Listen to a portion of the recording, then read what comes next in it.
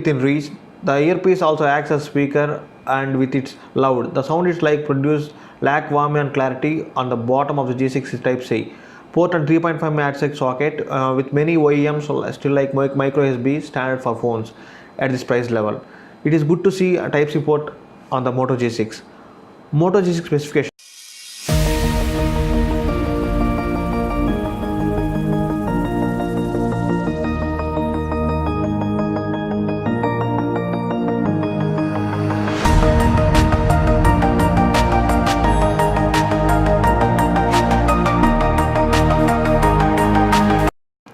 Moto G6 performance, software and battery life.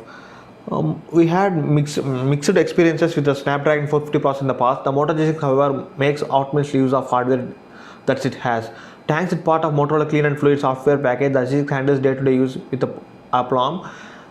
The phone doesn't exhibit slight lag and stutter and can heat up with a fair bit with tactile intensive workloads. On the other hand, it never slows down too much. Thanks to Adreno 506 GPU, the Moto G6 handles game fairly well. We did experience few lags while loading heavy games like Asphalt 8, but gameplay is smooth. Benchmark scores were on par with smartphones with the Snapdragon 450, which means the cost less than the Moto G6.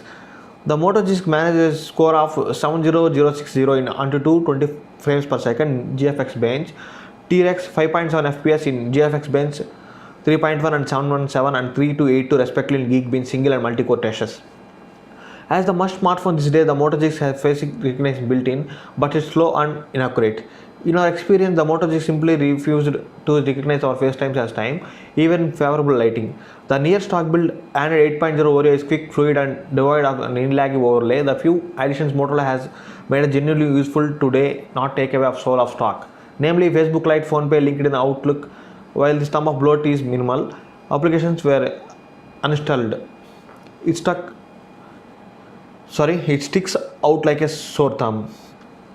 The Moto G6 have posted rather poor score of 8 hours and 40 minutes in our HD video loop battery test.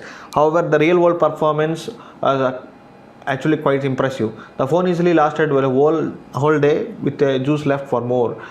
The navigation using Google Maps and a dangerous dose of Twitter, WhatsApp and Facebook such as Asphalt 8 on the surface and take a dozen of selfies and pictures. Motorola ships a 15-volt turbocharger. Sorry, I mentioned in unboxing 9 volts 2 amp. It's a 15 watts charger in the box, which I think it's 18 watt charger, but it's 15 watt turbocharger.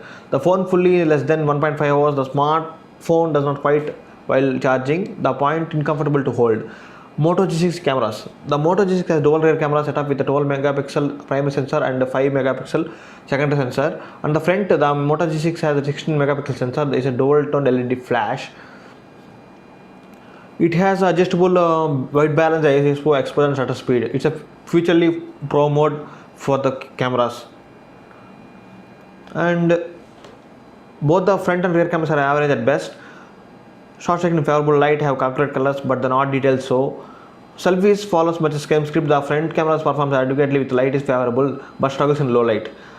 Verdict: the Moto G6 looks absolutely stunning in compact and easily to hold with one hand, and offers good battery life. Performance is decent, and the display has accurate colors, but is difficult to use in bright sunlight. The camera has distinctly average, and face recognition is slow and inaccurate. The Moto G6 price is incredibly close to the Redmi Note 5 Pro and SS Gen 4 Max Pro M1 with a powerful set of better cameras as well. The most offerable Note 5 has surely specifications on the Moto G6, which makes it better value for money. Potential buyers could take a lot of to recently launched Realme 1, which has more power under the hood but lacks a fingerprint sensor and average set of cameras. This is the review of Moto G6.